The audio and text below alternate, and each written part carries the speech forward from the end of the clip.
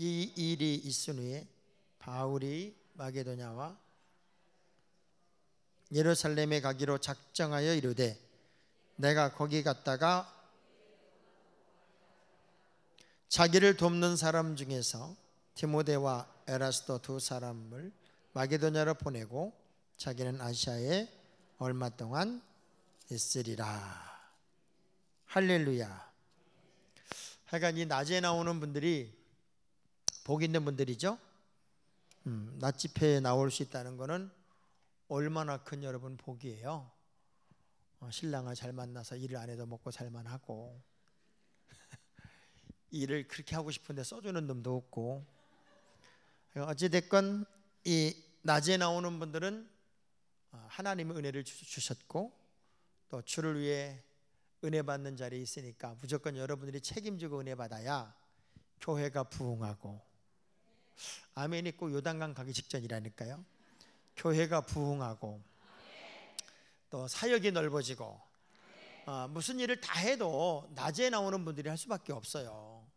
저희도 이렇게 보면 전도합시다 그러면은 주말 빼놓고는 낮에 나오는 분들이 정말 은혜가 있어야 되고 낮에 시간을 낼 수 있는 분들이 뜨거워야 전도가 되는 거예요. 우리 같은 경우는 입주가 지금 계속되고 있거든요. 아파트 입주가 계속되니까 그냥 늘 전도대원이 부족한 거예요.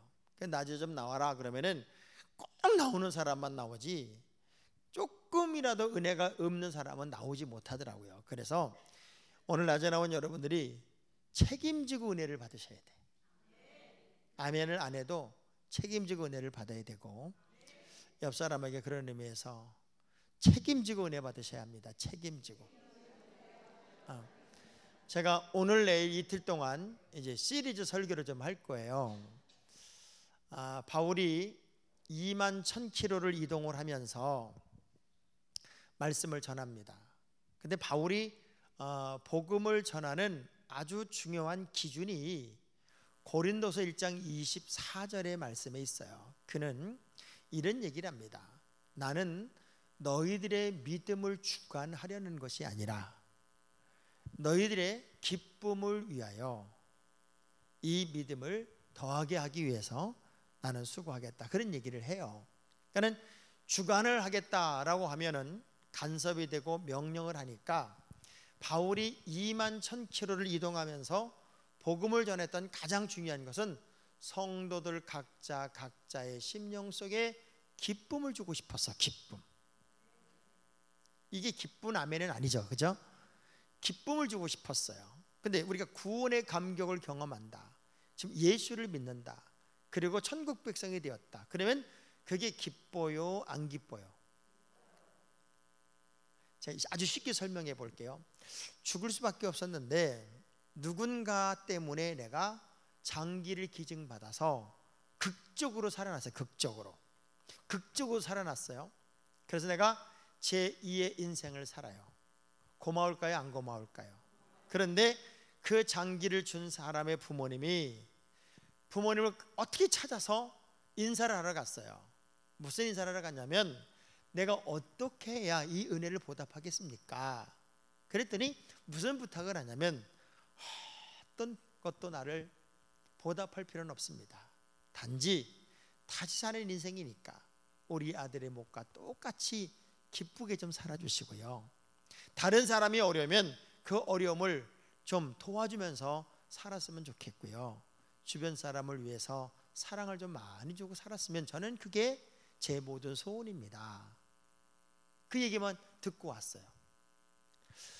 그런데 그런 얘기를 듣고 온 다시 산 인생인 내가 맨날 짜증을 부리고 쌈박질을 하고 사람에게 상처를 주고 그러면 그걸 여러분은 인간이라고 그럴까요, 인간이 아니라고 그럴까요? 근데 여러분은 인간으로 사는 거에 인간이 아닌 것처럼 살아요 지금. 자, 이게 뭐예요? 예수 그리스도의 십자가의 죽으심을 통해서 나라고 하는 존재가 이미 허물과 죄로 죽었던 내가 극적으로 구원을 받은 거야. 아멘.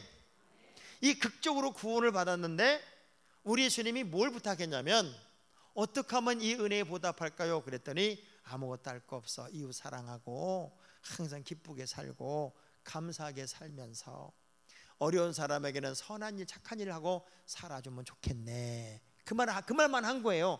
나는 수억 만금을 주고도 이 받은 은혜를 다 갚을 수가 없는 거잖아요. 하늘을 두루마리 삼고 바다를 먹물 삼아도 그 하나님의 은혜를 다 기록할 수 없는 게 사실은 저거 여러분이잖아요. 그런데 기쁨도 잃어버리고 감사도 잃어버리고 맨날 신경질이나 부리고 불평이 나오고 원망이 나오고 그렇게 살면 그걸 인간이라고 그럴까 인간이 아니라고 그럴까? 옆 사람 쳐다보면서 물어봐요. 인간이요 인간이 아니요 물어봐요. 그건 인간이 아니잖아요. 그래서 바울이 이미 너희들이 믿음에 있기 때문에 나는 너희들의 믿음을 주관하고 싶은 마음은 없다. 그러나 이미 믿음을 가지고 있는 너희들을 위해 내가 할 수 있는 일은 뭐냐면 너희들의 기쁨을 돕는 일이다. 기쁨을 돕는 일이다. 그럼 바울이 하는 사역은 뭐예요? 21,000km 전 세계를 뛰어다녀요. 21,000km면 얼마나 먼 거리냐면 우리가 비행기를 타고 LA 가잖아요. LA 알아요? LA? 어떤 사람은 LA하고 로스앤젤레스가 다르다고 우긴다. 알죠? 거기를 왕복하면 10,000km야. 조금 넘어.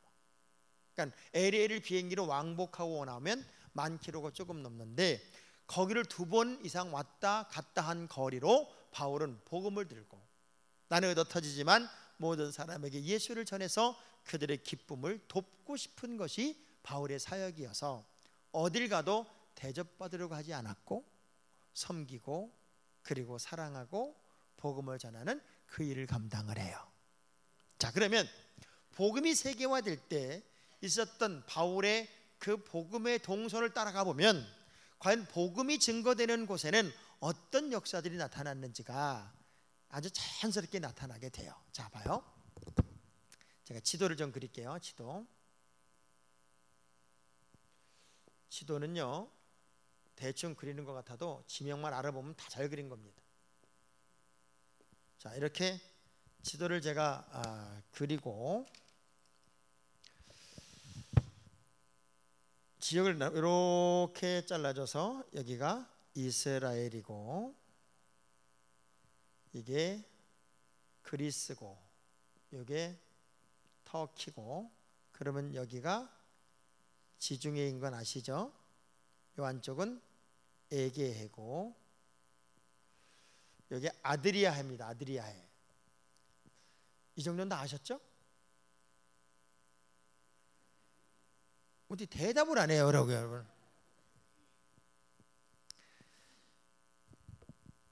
바울이 복음을 전하는 아주 중요한 포인트가 있었어요.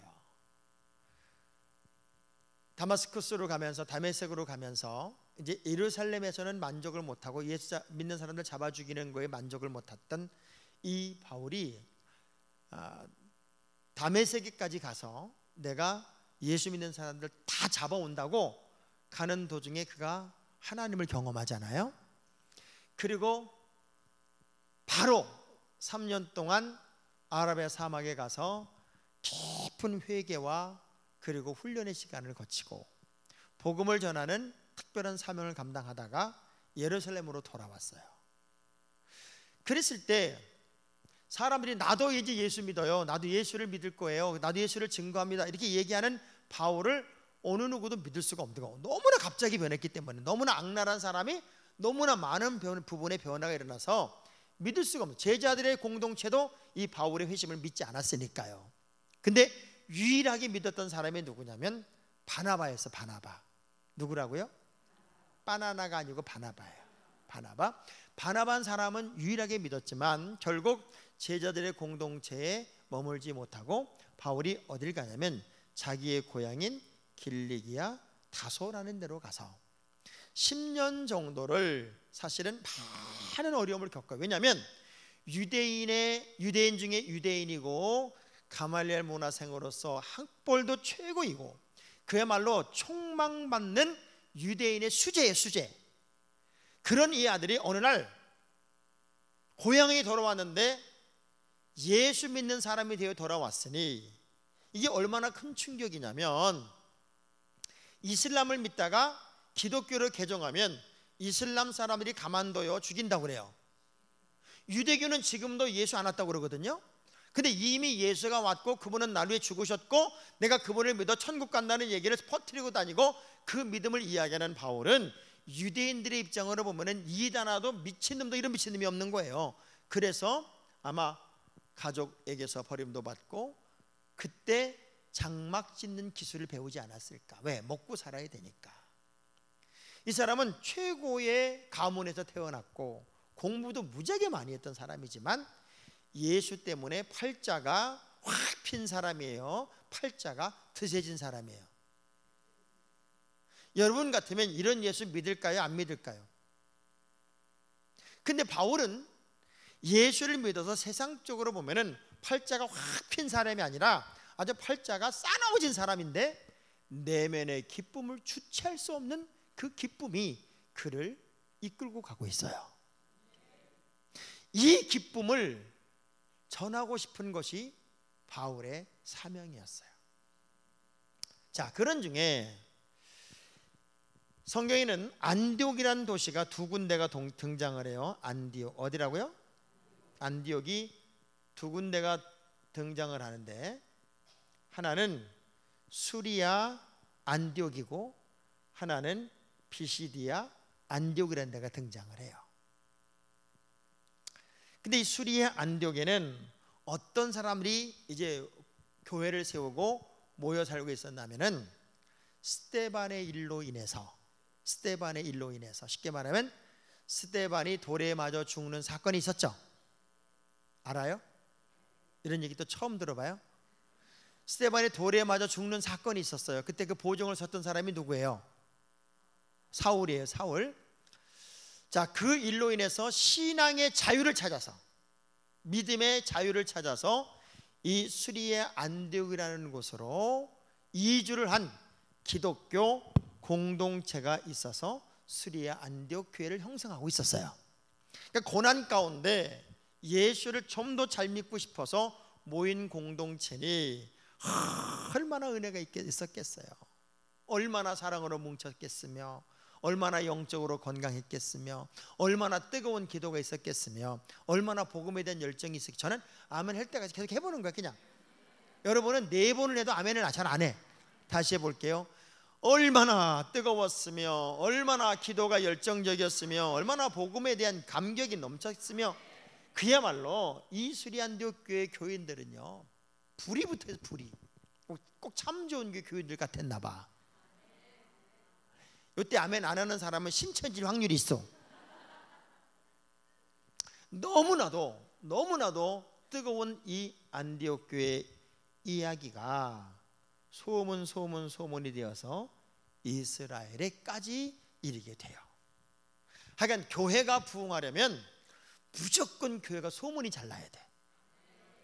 전 여러분의 교회 소문이 그냥 이 부천 지역뿐만 아니라 전 세계 다니면서 좋은 소문, 최고의 소문이 좀 났으면 좋겠어.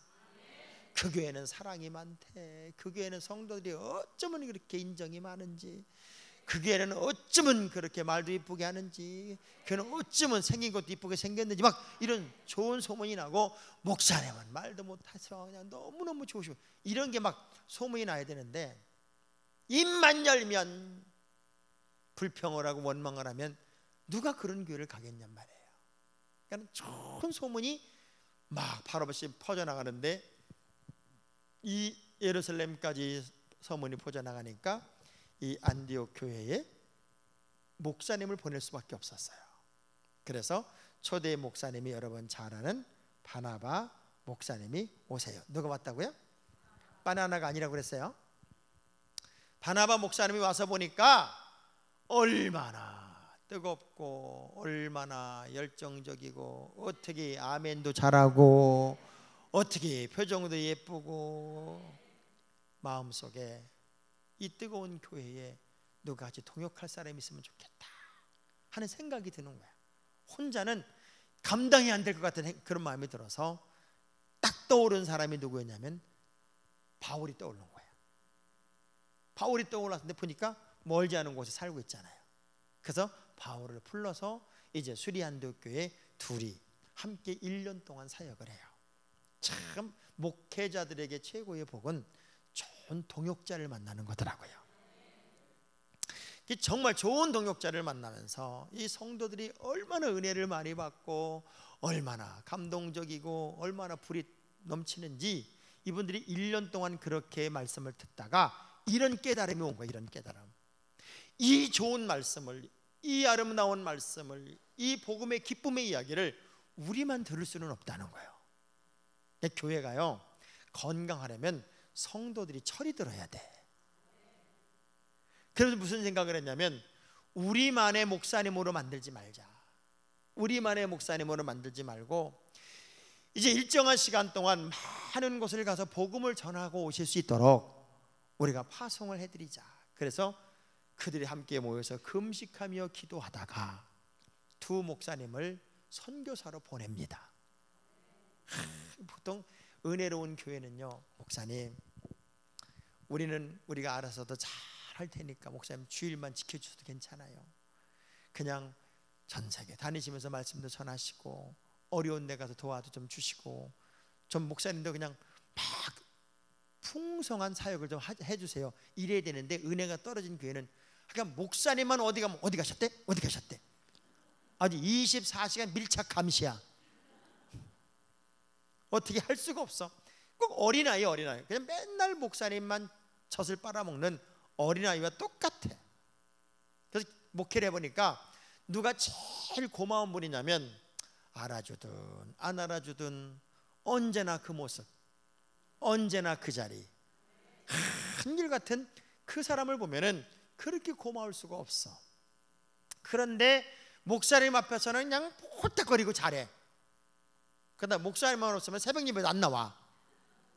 옆 사람 쳐다보면 혹시 당신 얘기가 아닐까요? 한번 물어봐봐. 한결같아요. 변함이 없는 거야. 그래서 바울과 바나바가 이제 둘이 함께 배를 타고 이제 구브로 섬으로, 여기 이제 구브로 섬이에요. 왜 구브로 섬이냐면 구부러져 있잖아 이렇게. 그래서 배를 타고 살람이라는 데로 들어가요. 살람이. 왜냐하면 구브로 섬이 바나바의 고향이에요. 고향. 제가 지금 하는 이 말씀은 사도행전 13장부터 말씀을 그대로 하는 거예요. 지금 성경을 통해서 성경을 한번 보자는 거예요. 그리고 바울이 복음이 전해질 때 일어났던 사건들을 통해서 우리가 진짜 그리스도인의 길이 어떤 의미인지를 한번 느껴보라는 거예요. 첫 번째, 성도들이 은혜를 받으니까 철이 들어서 복음을 우리뿐만 아니라 복음을 듣지 못하는 사람들에게 전하고 오라는 거예요. 그러면 교회가 가장 중요해야 할 일이 뭐냐면 선교예요. 여러분이 튼튼해지고 건강한 교회가 되면 담임 목사님이 열어놓는 많은 선교 지역이 복음의 역사를 만드는 지역이란 말이에요. 그 일을 위해 돕는 역할을 누가 하는 거예요? 바로 안디옥 교회들이 하더란 말이에요. 그들은 기도하며 이제 두 분을 선교를 위해 보내고 이 살라미에 가서 하나님의 말씀을 전한 후에 가운데를 이렇게 관통을 해서 바보라는 지역까지 가요. 바보. 하여간 이름도 어떻게 잘 지었는지 몰라. 구브로 섬은 지금의 사이프러스 섬이잖아요. 근데 구브로 섬 우리가 이해하기 편하라고 구부러져 있으니까 구브로 섬이고, 바보란 지역 이름도 무슨 이름이 파포스인데 우리는 이제 해석을 바보라고 했잖아요. 바보란 데 가니까 진짜 바보 같은 님이 하나 있어. 어떤 님이냐면 바예수라고 하는 박수무당, 엘루마 박수무당이 있는 거예요. 그런데 서기오 총독 바울의 말씀을 들으면서 더 은혜를 사모하고 말씀 듣기를 좋아하는데 이 박수무당이 계속 말씀을 못 듣도록 회방을 해요. 회방을 하니까 바울이 그 무당을 향해서 이렇게 외칩니다. 내가 복음을 회방하였으므로 얼마 동안은 내 눈이 멀으리라. 바로 눈이 멀어버렸어요. 자, 복음의 역사가 증거되는 출발은 성도들이 복음을 향한 세계화의 한 마음이 되었고, 그리고 그 능력을 갖춘 두 분의 사명자들이 이 바보란 데를 가서 말씀을 증거할 때 말씀이 증거되는 걸 회방하면 어떤 일이 일어나는가를 가르쳐 주는데 무당이라도 눈이 멀어버렸어요. 저는 제가 성경을 읽다가 제일 부러운 장면이 이 장면이야. 요즘도 우리 목사님들에게 이런 능력이 좀 있으면 얼마나 좋을까. 교인들이 속을 새기면 벙어리가 될지어다. 교인들이 제대로 안 하면은 눈이 멀지어다. 그래도 며칠 있다 눈 뜨고 그러면 얼마나 좋을까. 그러면 목사님들의 말을 얼마나 잘 들을까요? 어떤 분은 그렇게 불평이 많아서 제가 실화인데, 그 불평이 많았던 그분은 미장원 미용사였어요. 부흥회가 열렸는데 이 말을 많이 하는 사람이니까 하여간 오지랖도 넓어. 불평 대장의 불평 대장. 근데 미장원 원장의 불평 대장이니 동네방네 소문은 다 내는 거지. 왜? 빰 한 번 하면 4시간 하잖아. 4시간 4시간 하면서 다 떠들어대니까 교인의 부정적인 언어는 거기서 다 나오는 거예요. 야, 이 사람이요, 통성 기도를 딱 끝내고 났는데 오른손이 들린 채로 안 내려와. 이러고 하루를 살았다. 여러분, 이러고 살아봐. 이거 아무리 안 내려와. 이러고 살아봐. 이게 뭐예요? 속색이는 사람 저요. 사고 치는 건 저요. 이러고 다니는 거 이러고 하루를 살았으니 얼마나 기가 막혀. 이 교인이 누구냐? 장학일 목사님 내 교인이요. 내가 전도사 생활할 때 울며 불며 목사님한테 찾아와서 목사님 손이 안 내려옵니다. 이거 어떻게 하면 좋냐고. 그때 장학일 목사님이 때는 이때다 싶어가지고, 집사님 이제 좀 말 좀 줄이겠냐. 이 원인이 뭔지는 대충 알지 않냐. 다 안 되는 거야. 그럼 말 좀 줄이겠냐. 줄이겠대. 다시는 남 얘기 안 하겠냐. 안 하겠대. 그러면 기도합시다 하고 장학일 목사 머리 손을 딱 어느 순간에 뚝 떨어졌어. 오늘도 불평 많이 한 분들은 손 들고 기도하지 마세요. 옆 사람 쳐다봐봐. 혹시 위험하지 않으세요? 물어봐봐요. 이런 역사가 지금도 계속 일어나는 게, 제가 홍천의 어느 시골교회 연합부흥회를 갔어요. 그 지역의 감리교. 이간증을 해서 내가 우리 한 사람이 오른손 들고 안 내려왔다고 그랬더니 세상에 저녁에 그 목사님 한 분이 와가지고, 목사님 내가 꼭 잃는 것 같다고. 잃는 거야. 왜 그러냐? 우리 교회는 2손이 안 내려온대. 장로 부인인데 2손이 안 내려온대. 얼마나 이 사람이 대단한 여자냐면, 이 교회는 장로님이 딱 한 분이 있는데 당회를 거쳐서 내년도 교회 리모델링 합시다. 그러면 그 다음날 꼭 와서 그런데, 리모델링 할 돈 있으면 서로 건축하자 그런데. 그래서 밀어놔. 그래서 장로님 얘기도 있고, 그러니까 다음에 우리 리모델링 대신에 건축을 합시다 하고 결의해 놓으면 아무리 생각해봐도 돈이 부족할 것 같다고 리모델링 하자 그런데, 그 짓을 5년을 한 거. 5년. 이게 목사님과 교인들이 막 답답하니까 뭐라 그러면 이 여자는 또 더 떨고 다니는 거야. 그러다가 2손이 들린 채로 안 내려와.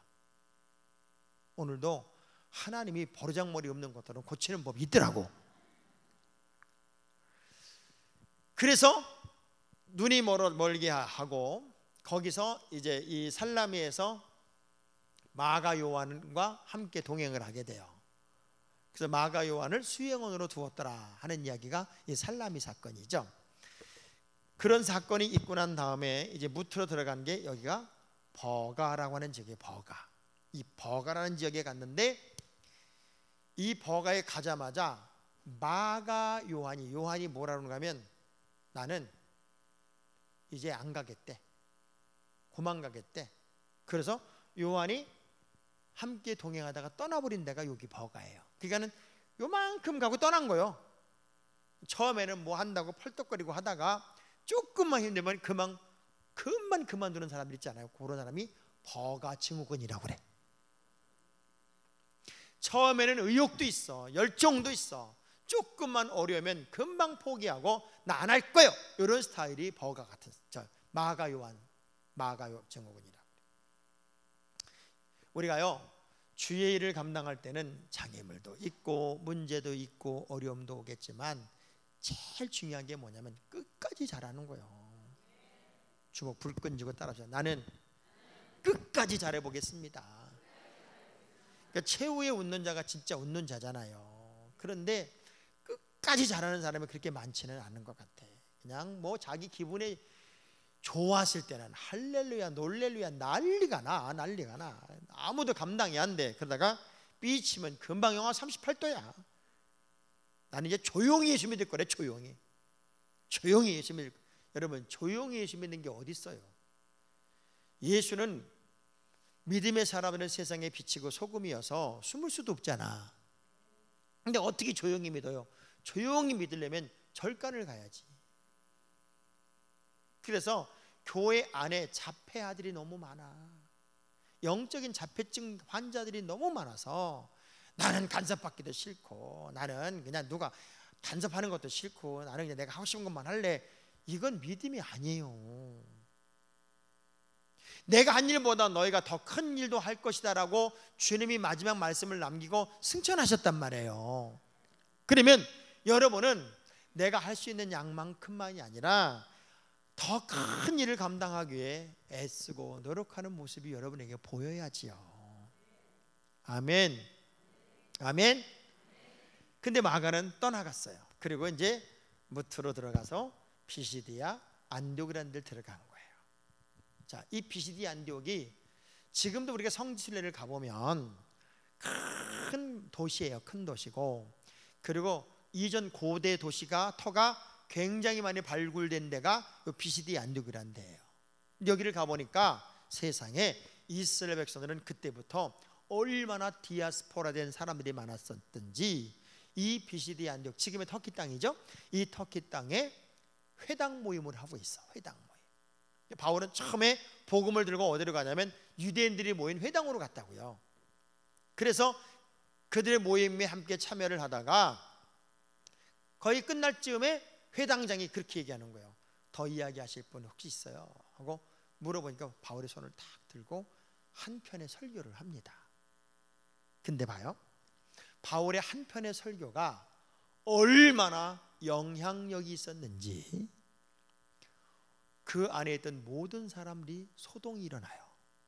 어떤 분들은 그런 얘기 하잖아요. 바울은 설교를 너무 못해서 유두고가 졸다가 떨어져 죽었다고. 여러분, 유두고가 바울의 설교 듣다가 떨어져 죽은 거는 왜 떨어져 죽었냐면 밤새 설교해서 밤새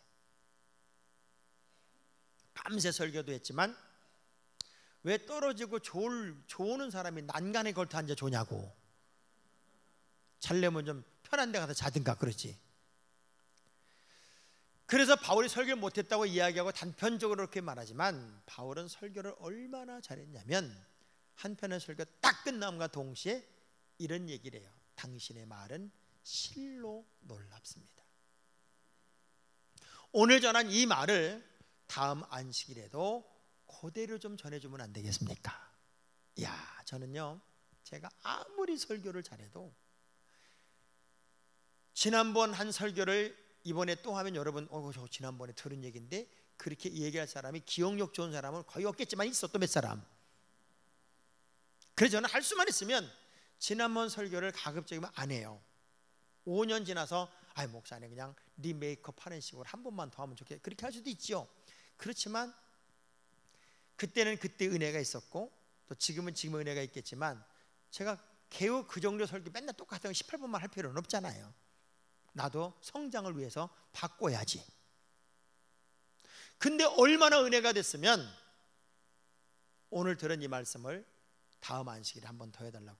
저는 지금까지 어느 때는 한 번에 한 주일에 설교를 23번도 하더라고요, 내가. 근데 목사님 말씀 좋아요, 은혜 받았어요, 이런 소리 많이 들어봤지만 이 말씀을 다음에 한 번 더 해줘요. 그런 적은 들어본 적이 없어. 그만큼 설교가 참 어려운 것이기도 해요. 그러니까 얼마나 은혜를 받았으면 그랬을까. 자, 세 번째 포인트가 여기에 있어요. 믿음의 사람들은 무조건 말씀으로 은혜를 받아야 돼.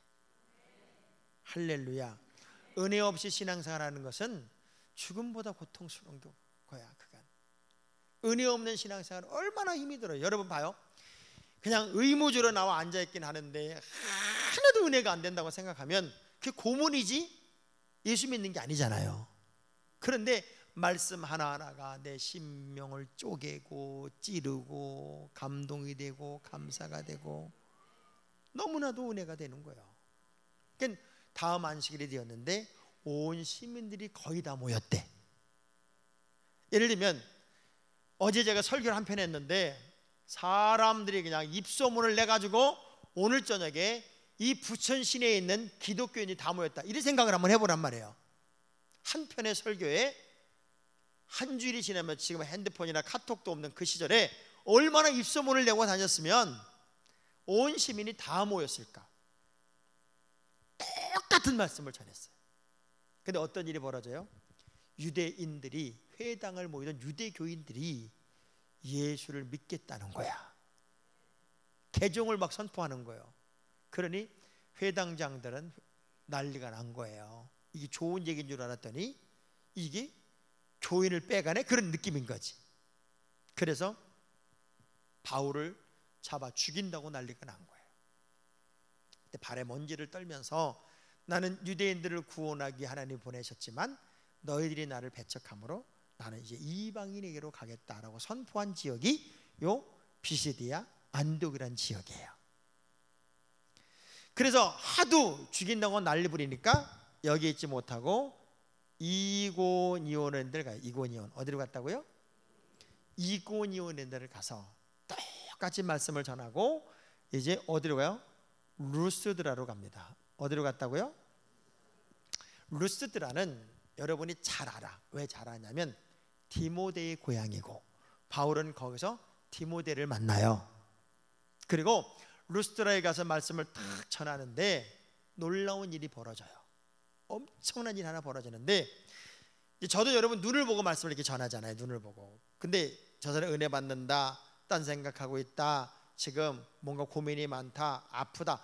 제가 30년간 여러분 얼굴 쳐다보고 말씀을 전했으니까 대충은 알지. 어떤 사람은 넘어가 막 흰자가 보이고 난리가 나.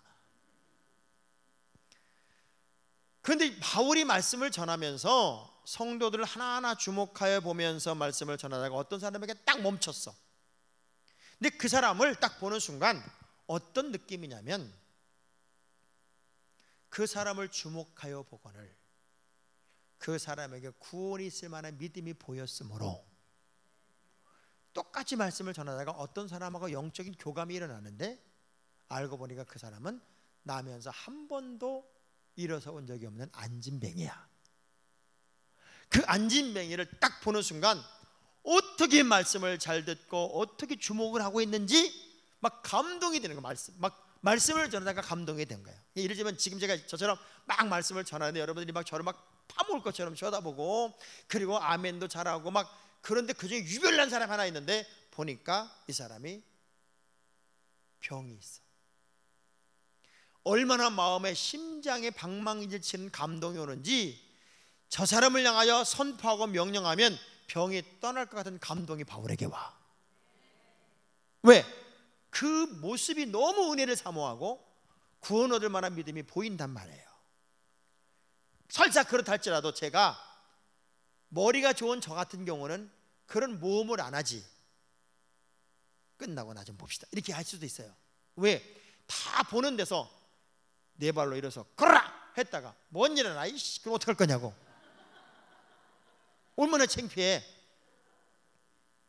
그러니까 마음의 감동이 와도 하나님의 감동을 주셨습니다. 끝나고 저를 만나고 가서 이러고 하는 게 지혜로운데 바울이 얼마나 흥분이 되고 감동이 됐냐면 그 자리에서 큰 소리로 그 사람을 향하여 네 발로 일어서 걸어라 하고 명령을 내려요. 이야, 그 순간 사람이 벌떡 일어나네. 벌떡 일어나. 하나님의 말씀이 증거되고 역사가 증거되는 곳에는 기적도 있고 이적도 있더라고요. 벌떡 일어나는 순간 난리, 그런 난리도 없습니다. 이건 제우스 신이 내려왔다는 거예요.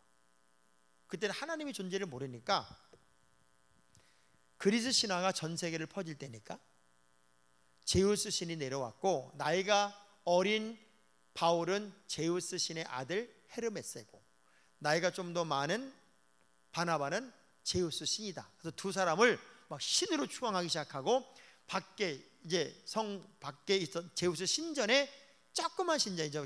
그 신전에 제사장들께 쫓아와서 막 추앙하고 난리가 난 거야. 근데 바울은 늘 그런 마음이었다 그랬잖아요. 믿음을 주관하려는 것이 아니라 너희의 기쁨을 돕는 것이라고 그랬어요. 그때 우리 마음만 조금 삐딱하게 먹으면 할렐루야, 그럼 바로 신이 돼. 바로 신격화될 수 있다고. 때로 목사님들의 미혹 중에 하나가 이런 거예요. 저나 여러분 담임 목사님이나 거의 개척부터 수십 년 동안 이렇게 한 교회를 섬긴 목사님들은 사실은 자기 앞가림을 잘 못해요. 이 큰 교회 부임한 목사님들 보세요. 그냥 얼마나 권위적인지 몰라. 근데 개척교회 목사님들은 교인들의 상황을 너무나 잘 알기 때문에 늘 그냥 친구야, 친구. 굴림하고 목에 힘을 뻣뻣 주고 그냥 예 그렇습니다, 저렇습니다 하고 형식적인 목사가 우리 같은 사람은 될 수가 없어. 왜? 성도들의 마음과 가슴을 다 읽어내니까. 바울이 아닙니다. 우리는 당신들하고 똑같은 사람일 뿐이고 하나님에 의해 쓰임받는 주의 종일 뿐이지 우리 신도 아니고 이렇게 추앙받을 존재도 아닙니다. 그때 비시디 안디옥 이고니온에서 저항을 했던 유대인들이 같이 합서를 하면서 이놈들이 가는 곳곳마다 문제 일으킨다고 난리를 부리는 바람에 사람들이 바울을 돌로 쳐서, 집단 폭행으로 돌로 쳐서 죽었다고 생각을 해서 성 밖에 갖다 버렸어요.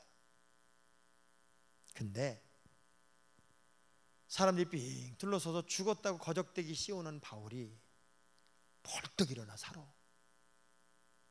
전 그걸 보면서 느끼는 거예요. 사명이 있으면 하나님의 생명을 지켜. 여러분 아무리 힘들고 어려워도 사명을 붙잡고 사세요. 하나님이 쓰시는 동안은 하나님이 홍해도 갈라주시고 여리고도 무너뜨리면서 하나님의 사람으로 쓰신단 말이에요. 옆 사람 악수하면서 하나님이 쓰시니까 힘을 내세요. 시작. 너무 빨리 결론 내리고 뭐 안 되니 어렵니 내가 이럴 줄 알았다는 둥 내가 교회라면서 이런 수모를 당하면 내가 교회 한다고. 여러분들 그런 거 굉장히 많아요. 아니 내가 뭐 교회에서 월급을 타 뭘 타 내가 교회를 조금 한다고 저것들이 나를 그렇게 뭐 씹는 데나 못 전대나. 그럼 바울처럼 돌에 맞고 죽을 지경에 한두 번 가면은 여러분은 주의 이르고 뭐가 다 때려치겠네. 그런데 바울이 너무 위대한 것은요, 그렇게 돌에 맞아 죽었다고 여겼던 환경에서도 하나님이 건져내시고 살려주시니까 펄떡 일어나는데 다시 루스라를 들어가 하루를 더 자고 더베로 내려옵니다. 더베. 어디 갔다고요? 더베로 내려와서 똑같은 말씀을 전해요. 따라합시다. 나는 끝까지 갑니다. 우리 옆 사람 악수하면 우리도 끝까지 갑시다.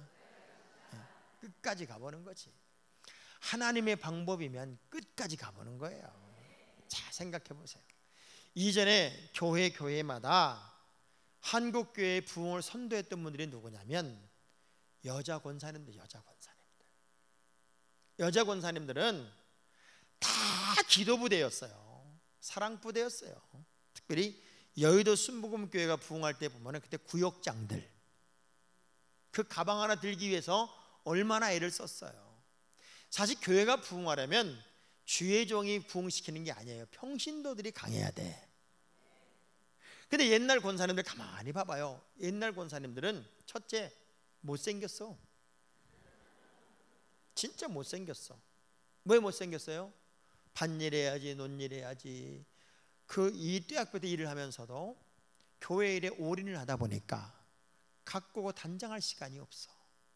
그리고 말이 걸어.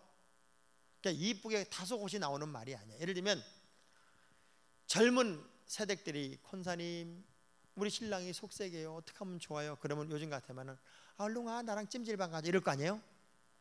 그때 권사님들이 이렇게 말해요. 내가 너 처질러 잘 때부터 알아봤다 이 작거사. 기도 안 하고 그렇게 처질러 자니까 하나님이 너 깨우는 거 아니야? 울지 말고 나랑 같이 금식 일주일 하자. 그리고 같이 금식을 해준 분들이 권사님들이었어요. 그리고 신앙적으로 인도해주고 이끌어준 분들이 권사님들이었다고요. 요즘 권사님들은 골아가지고 골사예요, 골사. 그때 권사님들은요 밤을 낮삼아서 금식 기도를 하고 산기도를 가고 구국기도를 하고, 그래서 목소리가 전부 다 부흥강사 목소리예요. 옛날 부흥강사들은 목소리가 다 똑같아. 지금 저처럼 이렇게 낭낭하지가 않아요. 믿으시면 아멘 하시기 바랍니다 다 이랬어. 그냥 옛날 부흥강사들은 일단 무식해서 욕도 엄청나게 합니다. 근데 저는 옛날 교인들이 좋았던 게 뭐냐면 그 무식한 목사님들의 설교를 이해하고 이해하고. 욕을 하면 욕먹을 짓을 했지 뭐 나는 뭐 이렇게 들어. 요즘에 예를 들면 제가 설교하다가 욕을 한마디 했다, 인터넷에 난리가 납니다. 난리. 그때 교인들은 폭이 넓어. 폭이 모든 걸 다 덮어가면서 가는 거야. 그 정도로 우리가 가슴을 좀 키워야 돼요. 맨날 삐치고 넘어지고 쓰러지고 그냥 이게 문제라 그러고 저게 문제라 그러고 하여간 기쁨이 없는 신앙생활은 아무것도 아니잖아요. 똑같이 말씀을 전하고 이렇게 여기를 따라서 이렇게 내려오면은요, 이게 2차 전도여행 코스거든. 여기는 다 잡아 죽인다는 사람만 있잖아요. 근데 바울이 이렇게 내려오지 않고 다시 환난과 핍박이 나를 기다린다고 하지만 나는 복음을 위해 다시 가겠다는 거예요. 그래서 이렇게 돌아서 아달리아라고 하는 데서 배를 타고 이렇게 내려온 게 1차 전도 여행을 마치는 거예요. 자, 1차 전도 여행의 코스 중에서도 하나님의 역사가 나타나는 많은 이야기들 거리는 예적도 표적도 능력도 다 나타나지만 한 가지 우리가 놓치지 말아야 할 것은 복음의 모든 동선에는 예수만 증거되더라는 거예요. 예수만. 매를 맞고 얻어 터지고 말도 안 되는 환경이 있어도 그저 예수만 전하면서 얻어 터지고 예수만 전하면서 행복하고 예수만 전하면서 능력이 나타나고 예수만 전하면서 권세가 나타나고 다 예수만 전하는 거예요. 그러니까 우리가 예수 밖에는 해답이 없어. 할렐루야. 우리 옆 사람 악수하면서 예수 밖에는 해답이 없습니다. 그러면 여러분은 무엇으로 강해야 되냐면 무엇으로? 다른 어떤 것으로 강할 필요가 없어요. 예수로 강하면 돼. 믿음의 사람은 영성이 강하면 그것으로 만사형통이지 다른 무엇이 우리를 이끄는 힘이 되겠어요. 자, 이렇게 복음을 전하고 왔을 때 생긴 문제가 하나 있었어요. 그 문제가 뭐냐면, 그러면 복음을 전하고 많은 사람이 예수를 영접하는데 그 중에는 유대인들도 있고 그 중에는 이방인들도 있었어요. 유대인 개종자들에게서 문제가 터져나오기 시작하는 거예요. 쉽게 말하면 텃새. 여러분 새 중에 제일 무서운 새가 텃새인 거 아시지? 이 텃새가 교회 내에 생기기 시작했어요. 자, 유대인들이 무슨 얘기를 하냐면 우리는 원래 하나님의 선민이고 그리고 하나님이 택함 받은 백성이고 할례도 받았고 그래서 우리가 예수를 믿어 구원받는다는 건 이해가 된다. 그런데 저 이방인들은 할례도 안 받았고 버림받은 이방인이었고 저들도 예수를 믿어 우리가 똑같이 구원받는다면 이건 형평성이 안 맞다. 그래서 유대인들이 뭘 제기하냐면 구원의 문제는 할례를 받아야 된다 하는 얘기를 제기하는 사람이 있고, 한편에는 구원의 문제는 할례나 무할례나 문제가 아니라 믿음으로 구원받는다. 이 문제가 대두가 돼 싸움이 벌어지는 거예요. 그래서 바울과 바나바가 예루살렘에 가서 그 문제에 대한 질의를 해요. 질의. 그리고 해답을 받았는데 뭐냐면 구원의 문제는 할례나 무할례의 문제가 아니라 믿음으로 구원받는다 하는 응답을 받아요. 자, 따라 볼까요? 구원은 믿음으로 받습니다. 다시, 구원은 믿음으로 받습니다. 자, 그러면 여러분은 의인일까요? 죄인일까요? 이 문제를 풀지 않으면 여러분은 신천지에 탁탁 걸려. 다시 물어볼게요. 여러분은 죄인일까요? 의인일까요? 네. 다시, 여러분은 죄인일까요? 의인일까요? 지금 반밖에 대답을 안 해요.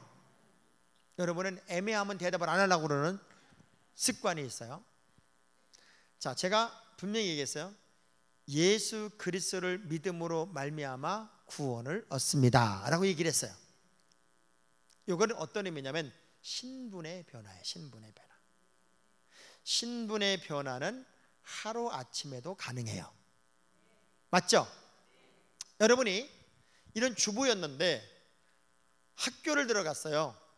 공부를 잘하고 못하고를 떠나서 합격해서 학교에 들어가니까 여러분의 호칭이 뭘로 바뀌어요? 학생으로 바뀌었어요. 여러분이 예수 그리스도를 믿어서 구원의 자녀가 되었다는 얘기는 여러분의 호칭이 바뀐 거예요. 뭘로? 죄와 허물로 죽었던 나를 예수 그리스도의 핏값으로 구원하셔서 내가 그분을 믿음으로 말미암아 죄인인 내가 의인 되었다는 사실을 믿는 자가 됐다, 그 얘기예요. 그래서 여러분은 느껴지진 않지만 신분의 변화가 일어났어요. 그래서 죄인인 내가 뭐가 된 거예요? 의인이 된 거야, 의인. 근데 신천지는 이걸 꼭 물어보죠. 몇 월 며칠 날 의인 됐냐고. 그런데 봐요. 예수를 믿고 구원의 확신을 가진 그날, 마치 길거리에 있는 거지를 왕이 왕자로 삼자 하고 궁궐에 갖다 놓는 그날, 이 아이는 왕자가 돼요. 근데 행동은 여전히 거지 같은 행동을 하는 거야. 근성의 변화는 시간이 걸려. 여러분이 예수 그리스도 안에 들어와서 하나님의 자녀가 되었다 할지라도 옛 성품, 옛 것이 그냥 있어서 바울이 무슨 고민을 해요? 내 안에 또 다른 내가 있어서 나는 하나님이 기뻐하는 길을 가고자 하는데 내 안에 또 다른 나는 자꾸 육체 길로 나를 가게 하더라는 거예요. 그래서 곤고한 싸움을 하다가 생명의 성령의 법이 나를 죄와 사망의 법에서 구원했다는 고백을 하는 날이 와요. 거듭남을 경험하는 날이 있단 말이에요. 그러면 여러분은 지금 이 확신이 있어야 돼. 죄인의 의인이에요. 크게 죄인의 의인이에요. 예수 그리스도로 말미암아 값없이 나는, 그러나 우리 주님은 엄청난 값을 치르고 나를 위해 죽으셔서 여러분의 죄를 씻어내시고 여러분을 의인으로 삼았단 말이에요. 근데 여러분 죄인이라고 그러면 주님의 핏값이 의미가 없어지는 거예요. 근데 왜 죄인이라고 자꾸 그러냐면 자범죄를 짓는 거예요. 자범죄. 자꾸 죄 짓지 않은 사람들 미워하고. 우리는 원죄로부터 자유했고 마치 새 옷을 싹 갈아입어서 흰 옷을 입은 존재인데 거기에 때가 묻어. 이 때가 묻는 게 자범죄야. 근데 이거는 빠르면 돼. 회개하면 되는 거예요.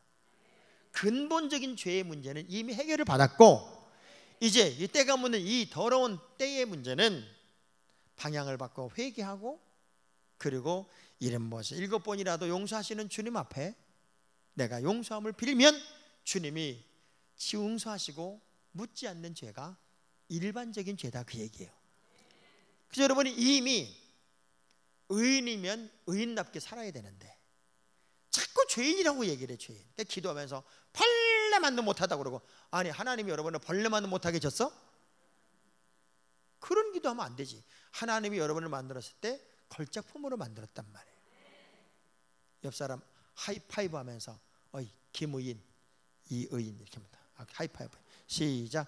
김의인. 다시는 여러분 죄인이라고 그러면 안 돼요.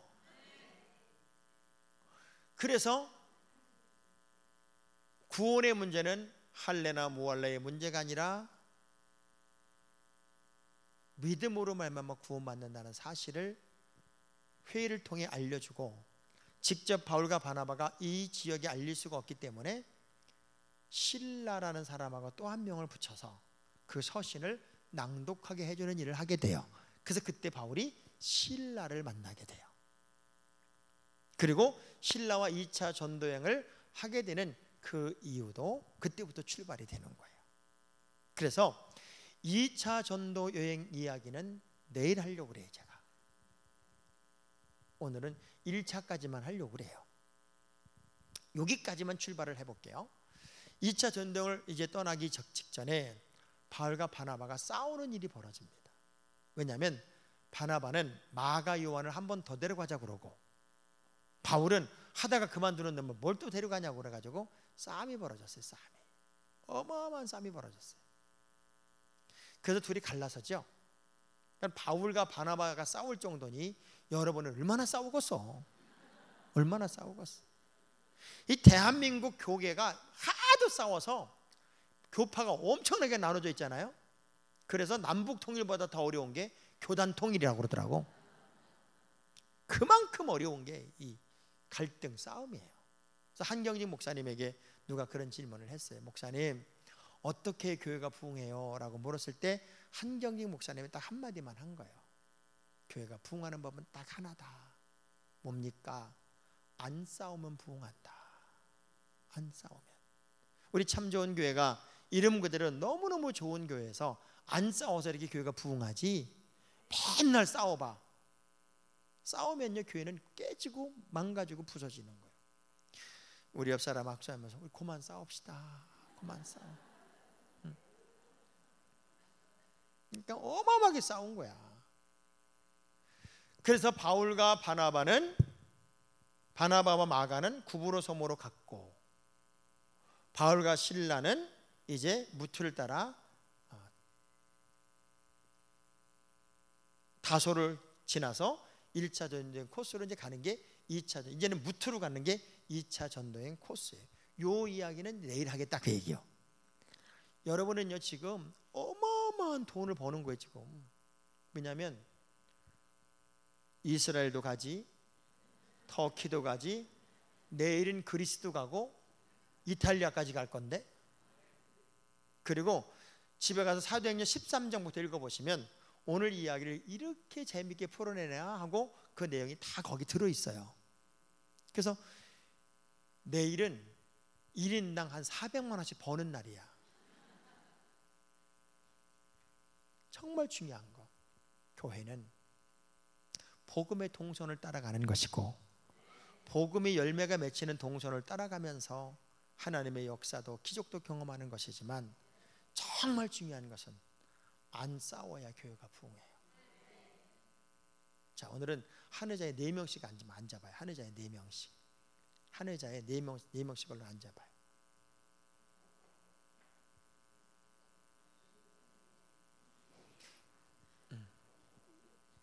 빨리 옆에 있는 애를 얼른 움직이세요. 얼른.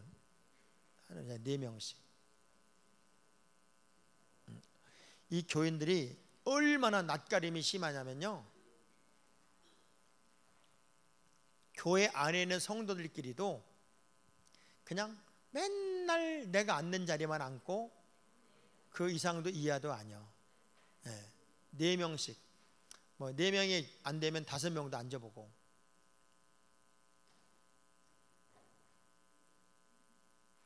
다 앉았어요? 계산이 잘 안 되는 분들이 있지. 수도 안 맞고. 저는 이제 목회를 하다가 보니까 제일 어려운 게 뭐냐면 낯가림이더라고요. 낯가림. 이 교인들이 제일 하기 어려운 게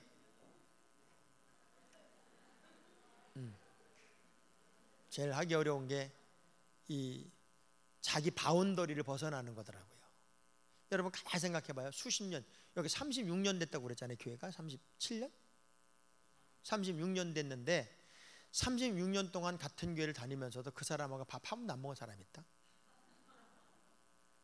그것도 기적이잖아요. 맞죠? 왜? 맨날 우리 목장 식구, 맨날 우리 선교회, 그 이상도 이하도 아니야. 그래서 제가 오늘 낮에는 싸우지 말라고 그랬잖아요.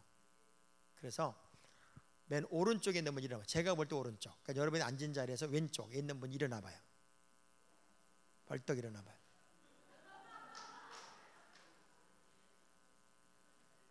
네.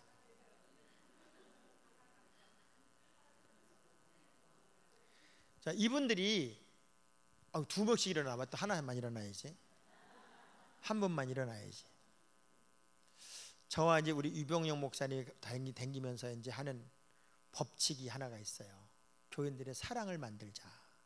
또 사랑의 공동체를 만들자. 사모님은 왜 일어났어요? 사모님 말고 다른 사람 일어나요.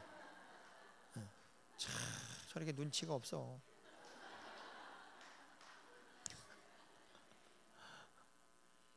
사모님은 사람이 아니요. 사모님이지.